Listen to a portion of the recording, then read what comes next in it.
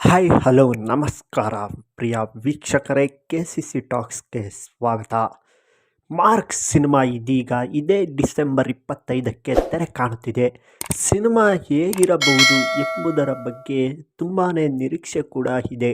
ಏಕೆಂದರೆ ಮ್ಯಾಕ್ಸ್ ಸಿನಿಮಾದ ನಂತರ ಮಾರ್ಕ್ ಸಿನಿಮಾದ ನಿರ್ದೇಶಕರು ಒಬ್ಬರೇ ಆಗಿರುವುದರಿಂದ ಬ್ಯಾಕ್ ಟು ಬ್ಯಾಕ್ ಈ ಸಿನಿಮಾವನ್ನು ಹೇಗೆ ಮಾಡಿದ್ದಾರೆ ಎಂಬುದರ ಬಗ್ಗೆ ಕುತೂಹಲವಿದೆ.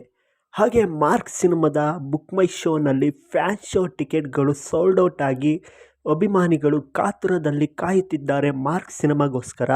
ಹಾಗೆ ಪ್ರೀ ರಿಲೀಸ್ ಇವೆಂಟನ್ನು ಹುಬ್ಬಳ್ಳಿಯಲ್ಲಿ ಅತ್ಯದ್ಭುತವಾಗಿ ಮುಗಿಸಿದ್ದು ಮಾರ್ಕ್ ಸಿನಿಮಾ ತಂಡ. ಇದೀಗ ಡಿಸೆಂಬರ್ 25ಕ್ಕೆ ಮಾರ್ಕ್ ಸಿನಿಮಾನ ಥಿಯೇಟರ್ನಲ್ಲಿ ನೋಡೋದಕ್ಕೆ ಅಭಿಮಾನಿಗಳು ತುಂಬ ಕಾತುರದಿಂದ ಕಾಯುತ್ತಿದ್ದಾರೆ ಅಂತ ಹೇಳಬಹುದು. ಹಾಗೆ ಸಿನಿಮಾ ಅತ್ಯದ್ಭುತವಾಗಿ ಮೂಡಿ ಬಂದಿದೆ ಎಂಬುದರ ಬಗ್ಗೆ ಯಾವುದೇ ರೀತಿಯ ಅನುಮಾನವಿಲ್ಲ. ಏಕೆಂದರೆ ಸಿನಿಮಾ ಕೇವಲ 108 ದಿನಗಳಲ್ಲಿ ಶೂಟಿಂಗ್ ಮುಗಿಸಿ ರಿಲೀಸ್ಗೆ ತಂದು ನಿಲ್ಲಿಸಿರುವುದು ಅತ್ಯದ್ಭುತವಾದಂಥ ಸಂಗತಿಯಾಗಿದೆ. ಏಕೆಂದರೆ ದೊಡ್ಡ ಸ್ಟಾರ್ ನಟರ ಸಿನಿಮಾಗಳು ಬರುವುದಕ್ಕೆ 2 ವರ್ಷ, 3 ವರ್ಷ, 4 ವರ್ಷ ಸಮಯ ತೆಗೆದುಕೊಳ್ಳುತ್ತಿದ್ದರು.